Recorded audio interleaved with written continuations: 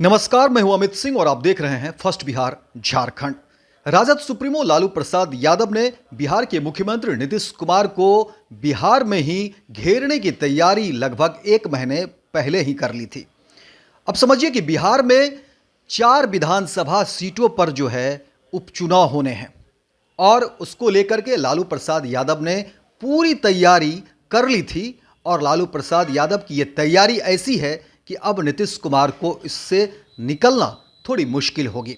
देखिए, कहा यह जा रहा है कि लालू प्रसाद यादव ने जो तैयारी की है उसमें सबसे पहली बात यह है कि राजद का जो कोर वोटर है, यानी कि जो माई समीकरण जो लालू प्रसाद यादव का शुरुआती दिनों से रहा है, उसको लालू प्रसाद यादव ने पूरी मजबूती देने की कोशिश की है। ऐसे तो जो 4 विधानसभा सीट है जिस पर उपचुनाव होने हैं, उसमें 3 पर महागठबंधन की पहले से ही सीट है, महागठबंधन के वो खाते में, और 1 पर जो है वो एनडीए के खाते में है। लेकिन लालू प्रसाद यादव की कोशिश इस बार है कि वो चारों की चारों सीट जो है वो महागठबंधन के खेमे में आ जाए। और इसको लेकर के देखिए कि लालू प्रसाद यादव ने लगभग 1 महीने पहले ही जो है पूरा का पूरा चक्रव्यूह लालू प्रसाद यादव ने रचा। और अब आपको बताते हैं कि वो चक्रव्यूह में कैसे नीतीश कुमार फंसेंगे। ये देखिए कि लालू प्रसाद यादव ने सबसे पहले तो जो माई समीकरण है उस पर जो है फोकस करते हुए उन्होंने ओसामा साहब जो शहाबुद्दीन साहब के बेटे हैं उनको अपने पार्टी में लाया। हिना साहब जो शहाबुद्दीन साहब की पत्नी है, हालांकि कुछ दिन पहले जो है एक मनमुटाव चल रहा था शहाबुद्दीन साहब के परिवार और आरजेडी के बीच, जो है ये कहीं ना कहीं जो है सो बातचीत बंद थी और बीते जो है लोकसभा चुनाव में भी ये देखने को मिला। लेकिन इस विधानसभा के उपचुनाव से पहले देखिए कि लालू प्रसाद यादव ने उस माय समीकरण में जो मुस्लिम वोट है उसको एकजुट करने के लिए और पूरी तरह से राजद के साथ लाने के लिए लालू प्रसाद यादव ने चक्रव्यूह में पहली शुरुआत जो है वो ये की कि ओसामा साहब को जो है आरजेडी में शामिल किया और उनको एक जिम्मेदारी दी कि आप जो है मुस्लिम वोट पर नज़र रखें और जो माय समीकरण पहले से जो आरजेडी के साथ इंटैक्ट हुआ करता था उसको जो है अब पूरा करें। तो ये एक जो है नीति या लालू प्रसाद यादव की जो कोशिश है माय समीकरण को मजबूत करने की, इस पर जो है लालू प्रसाद यादव ने काम किया। और देखिए कि ओसामा साहब और हिना साहब वो आरजेडी के साथ आती हैं। और देखिए कि इस चुनाव में ओसामा साहब को कई जगह भेजा गया, उनको एक जवाबदेही दी गई कि आप मुस्लिम इलाके में जाएं, मुस्लिम लोगों से मिले। हालांकि चुनाव प्रचार अब बंद हो चुका है, लेकिन और जब चुनाव प्रचार हो रहे थे तो आप देख रहे होंगे कि किस तरह से ओसामा साहब को मुस्लिम इलाके में भेजा जा रहा था। मंच पर जो है उनके भाषण में हुआ करते थे और कोशिश यही थी कि ओसामा साहब के जरिए, हिना साहब के जरिए मुस्लिम वोटों को जो है एकजुट किया जाए, उन्हें फिर से आरजेडी के साथ गोलबंद किया जाए। क्योंकि देखिए शहाबुद्दीन साहब के जाने के बाद जो एक बड़ा चेहरा मुस्लिम वोटरों के बीच जो है शहाबुद्दीन साहब का एक बड़ा चेहरा हुआ करता था। ऐसे तो शिबान में जो है शहाबुद्दीन साहब का अपना एक कद था ही, आरजेडी में भी कद था, लेकिन उनके जाने के बाद आरजेडी में कोई उस तरह का मुस्लिम चेहरे में कोई उस तरह का चेहरा नहीं था जो मुस्लिम वोटों को यूनाइट कर सके। और हालांकि बीच में कुछ जो है अलगाव भी दिखा और मुस्लिम वोटरों की एक नाराज़गी भी दिखी शहाबुद्दीन साहब के जाने के बाद। और फिर हिना साहब को टिकट नहीं मिलना और तमाम तरह की बातें हुई थी लोकसभा चुनाव में, उसको लेकर के मुस्लिम वोटरों के बीच थोड़ी बहुत अदावत थी आरजेडी को लेकर के, एक रूखापन कह सकते हैं या एक अलगाव हुआ था। इसको देखिए लालू प्रसाद यादव बड़े कद के नेता है और राजनीतिक अनुभव उनका जो है बहुत बड़ा है। वो जानते हैं कि अपने कोर वोटर को किस तरह से साधा जाए, उनको अपने पाले में कैसे शामिल किया जाए। क्योंकि देखिए इस उपचुनाव की जो परिस्थितियां हैं, जो जातीय समीकरण है, उसमें जो राजनीतिक पंडित है, राजनीतिक विश्लेषक हैं, उनका यही मानना है कि वही उम्मीदवार जो है चुनाव जीतेगा जिसका अपने कोर वोटर पर खासा पकड़ होगा। यानी कि जो पहले से या उस पार्टी का कोर वोटर है या उस उम्मीदवार का अपना कोर वोटर है, अगर उसमें सेंधमारी नहीं होती है तो उस पार्टी की, उस प्रत्याशी की जीत तय मानी जाएगी। बाकी अलग अलग जो है जातियों के बीच में जो है आप सेंधमारी करते हैं या क्या करते हैं वो अलग विषय है। लेकिन अगर कोर वोटर आपके साथ है, आपके पार्टी के साथ है, उसका पूरा का पूरा आपको वोट मिलता है, तो ऐसे उम्मीदवार, ऐसे प्रत्याशी की जीत तय मानी जाएगी, जो राजनीतिक विश्लेषक बता रहे हैं। तो देखिए लालू प्रसाद यादव, उनका अपना एक राजनीतिक अनुभव है,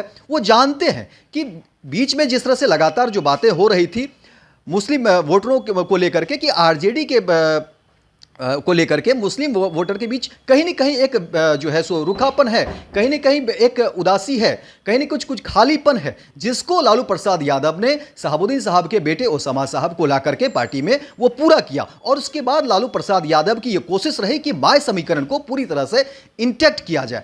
इसके बाद देखिए कि जो जातीय समीकरण है वो मैं आपको दिखा देता हूं कि अगर आप बेलागंज की बात करेंगे तो बेलागंज की जो जातीय समीकरण है वो जिस तरह से, क्योंकि सुरेंद्र यादव वहां से काफ़ी लंबे समय से वो 7 बार वहां पर जो है विधायक रहे, हालांकि उनके सांसद बनने के बाद वो सीटें खाली हुई थी, लेकिन क्योंकि वहां बेलागंज में देखेंगे तो 70,000 जो है यादव मतदाता है, मुस्लिम मतदाता जो है 67,000 है। अब आप समझिए कि 70,000 और 67,000, अगर ये जो है कोर वोटर तो आरजेडी का है, अगर इसमें सेंधमारी नहीं होगी तो समझिए कि आरजेडी जो है एक लीड की तरफ जो है बढ़ेगी। इसके अलावा चाहे भूमियार हो, राजपूत, ब्राह्मण, माझी, पासवान, तमाम जो है ठीक है एनडीए दावा करती रही है, तो इसके भी अगर वोटर के हिसाब से देखेंगे तो भूमियार जो है सो बेलागंज में 20,000, राजपूत 15,000, ब्राह्मण 5,000, माझी 10% के लिहाज से है, वहीं पासवान भी 6% है। तो आप समझिए कि अगर बेलागंज में कोर वोटर आरजेडी के साथ होता है तो आरजेडी जो है बिना रोक टोक के जो है वो जीत सकती है। तो ये लालू यादव ने इस तरीके से जो है सो बैटिंग में करने की कोशिश की है और पूरा का पूरा चक्रव्यूह उन्होंने ऐसा रचा है कि जिसमें कि नीतीश कुमार किसी भी तरह से निकल नहीं पाएंगे। ये लालू प्रसाद यादव की चक्रव्यूह का एक हिस्सा है कि उन्होंने ओसामा साहब को जो है सो अपने पाले में किया और मुस्लिम वोट बैंक को जो है पूरी तरह से अपने पाले में करने की ये लालू प्रसाद की कोशिश रही। इसके अलावा आप देखिए रामगढ़ विधानसभा का जो समीकरण है, अब उसमें देखिए कि राजपूत जो है 21% है, मुस्लिम जो है 8%, 8.5% है और यादव जो है लगभग 7% है। तो देखिए रामगढ़ के बारे में लालू प्रसाद यादव को पता है कि रामगढ़ जो है काफ़ी लंबे समय से वो आरजेडी का गढ़ रहा है। वहाँ से आरजेडी के प्रदेश अध्यक्ष जगदानंद सिंह लंबे समय तक वहाँ विधायक रहे। उसके बाद जो है सो सुधाकर सिंह उनके बेटे के विधानसभा में जीत होती है और फिर वो सांसद बन जाने के बाद फिर ये सीटें खाली होती है। और फिर देखिए लालू प्रसाद यादव ने भरोसा जताया और फिर राजद के प्रदेश अध्यक्ष जगदानंद सिंह के छोटे बेटे को जो है उम्मीदवार बनाया गया है। लेकिन वहाँ का जो समीकरण है वो काफ़ी दिलचस्प है और वो जो है आरजेडी के फेवर में होता हुआ दिख रहा है, क्योंकि देखिए राजपूत जो है रामगढ़ में 21% है, मुस्लिम लगभग 9% के आसपास है और यादव जो है वो 7% है। तो अब आप समझिए कि ऐसे में, क्योंकि अजीत सिंह जो है सो राजपूत जाति से आते हैं और फिर यादव और मुस्लिम जो इंटैक्ट है आरजेडी के साथ, तो ये तमाम वोट जो है, क्योंकि लालू यादव ने तो पहले ही चक्रव्यूह की रचना रच दी और उन्होंने ओसामा को जिस तरह से मैदान में उतारा है कि आप जो है मुस्लिम वोटरों को एकजुट करिए। तो अब जब इंटैक्ट होगा एमवाई समीकरण तो समझिए कि आरजेडी का कोर वोटर जब मजबूत होगा और फिर उसमें राजपूत समाज से आते हैं अजीत सिंह, जगदानंद सिंह का अपना प्रभाव रहा है क्षेत्र में, फिर सुधाकर सिंह क्योंकि सांसद भी हैं तो उनका भी अपना प्रभाव है।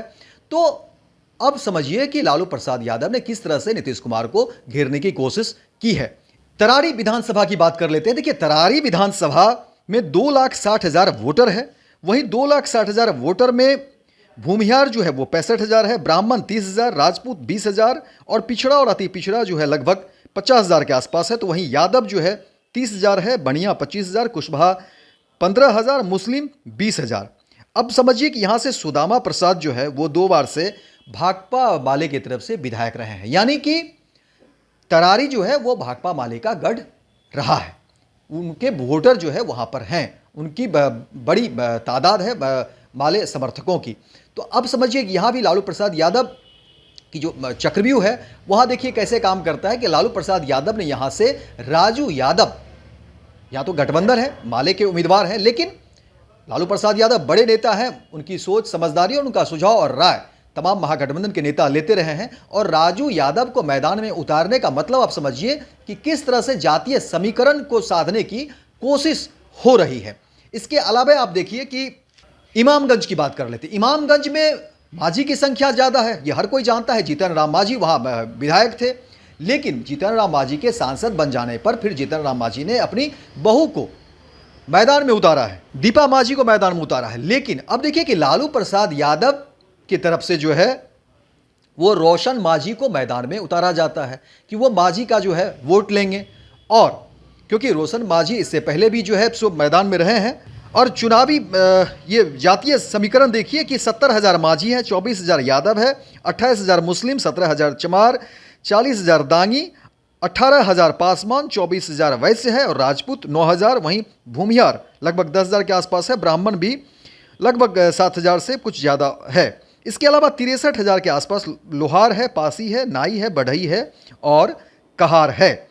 तो अब समझिए कि रोशन मांझी को उतारने का मतलब ही है कि मांझी वोटर तो आएगा ही आएगा, इसके अलावा जो है आरजेडी का जो इंटैक्ट है वो एमवाय समीकरण, वो जिस तरह से लालू यादव ने प्लानिंग की है, जो चक्रव्यूह रचा है, तो अब समझिए कि और फिर बाकी जातियों में अगर उनकी हिस्सेदारी होगी, सेंधमारी होगी, तो समझिए कि लालू प्रसाद यादव किस तरह से बाजी मार ले जाएंगे। तो अब समझने की जरूरत है कि लालू प्रसाद यादव ने जिस तरीके से एक चक्रव्यूह की रचना की और एमवाय समीकरण को फिर जिस तरह से उन्होंने काम किया, समेटने की कोशिश की। हालांकि Tejashwi Yadav A to Z की पार्टी कह रहे हैं और A to Z का वोट भी उन्हें जो है मिलेगा। कितना प्रतिशत होगा, ज्यादा या कम, ये तो चुनाव के बाद पता चलेगा। लेकिन जहां Tejashwi Yadav A to Z की बात करते हैं और फिर लालू प्रसाद यादव का पुराना जो रहा है रिकॉर्ड वो एमवाय समीकरण को लेकर के, तो एमवाय समीकरण में अगर इंटैक्ट होता है, सेंधमारी नहीं होती है और फिर A to Z में भी कुछ प्लस होगा, तो समझिए कि महागठबंधन जो है, जो चक्रव्यूह जो बनाया गया है लालू प्रसाद यादव के द्वारा, अब उसमें समझिए कि उसको कितनी सफलता मिलती है। और ये लालू प्रसाद यादव की कोशिश है, क्योंकि देखिए 2025 में चुनाव होने हैं और उसको लेकर के ये तमाम जो है रस्साकसी की गई है, तमाम जो चक्रव्यूह की रचना की गई है। और राजनीतिक जो रणनीतिकार है, राजनीतिक जो विश्लेषक हैं, उनका यही कहना है कि चुनाव में ये जो विधानसभा का उपचुनाव हो रहा है, इसमें जीत उसी प्रत्याशी की होगी, उसी पार्टी की होगी जिसके पास कोर वोटर होगा और कोर वोटर में सेंधमारी नहीं होगी। तो ये बड़ी बात है। फिलहाल इस खबर में इतना ही, दीजिए इजाजत। लेकिन दिन भर की तमाम खबरों को देखने के लिए आप देखते रहिए फर्स्ट बिहार झारखंड। हाय, मैं हूं तुषार कपूर और मैं आ रहा हूं 24 नवंबर को पूर्णिया के ई होम्स पैनोरमा में आप सबके साथ मस्ती और धमाल करने। मुझे आमंत्रित किया है पैनोरमा के निर्देशक संजीव मिश्रा जी ने। इवेंट मैनेज कर रहे हैं डॉक्टर रेजा फैजी। पैनोरमा ग्रुप, जो सोचता है वो करता है। हे, मैं हूं महिमा चौधरी और मैं आ रही हूं 24 नवंबर को पूर्णिया के ई होम्स पैनोरामा में आप सबके साथ मस्ती धमाल करने। मुझे बुलाया है पैनोरामा के निर्देशक संजीव मिश्रा जी ने। पैनोरमा ग्रुप, जो सोचता है वो करता है। पैनोरमा ग्रुप, जो सोचता है वो करता है। ये लो, मुंह मीठा करो। आज मैंने अपना जॉब छोड़ दिया, अब हम पूर्णिया वापस जाएंगे। जॉब छोड़ दिया है? मतलब ये घर कैसे चलेगा? हम करेंगे क्या? और माँ बाबूजी क्या बोलेंगे? इसलिए मैं एक और मिठाई का डब्बा लाया। अपने बिजनेस के लिए लोन अप्रूव हो गया। अरे लोन अप्रूव हो गया वो तो ठीक है, लेकिन पूर्णिया में हम रहेंगे कहाँ? अपना घर भी तो नहीं है वहाँ। इसलिए तो एक और मिठाई का डब्बा अलग से लाया हूँ। हमने पूर्णिया में घर ले लिया है, पूर्णिया के ई होम्स पैनोरमा में। पूर्णिया में पैनोरमा ग्रुप लेकर आए हैं ई होम्स पैनोरमा। बड़ा घर, आलीशान जिंदगी और अत्याधुनिक सुविधाओं के संग। अरे अब क्यों मुंह मीठा करवा रही हो? क्योंकि हम घर वापसी जो कर रहे हैं। घर वापसी की खुशी पूर्णिया में ई होम्स पैनोरमा के संग। E homes panorama, luxurious lifestyle redefined. Bharatiya Janata party का सदस्य बनने के लिए 8800002024 पर मिस्ड कॉल करें। निवेदक भारतीय जनता पार्टी बिहार।